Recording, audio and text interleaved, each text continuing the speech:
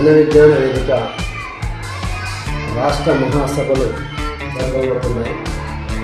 గత 35 సంవత్సరాలుగా జన విజ్ఞాన వేదిక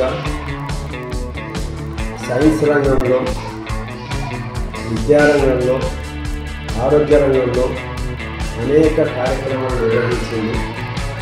వాటినన్నింటిని కూడా మరింతగా ప్రజల్లోకి తీసుకెళ్ళడానికి, ప్రజల్లోతో మమేకం అవ్వడానికి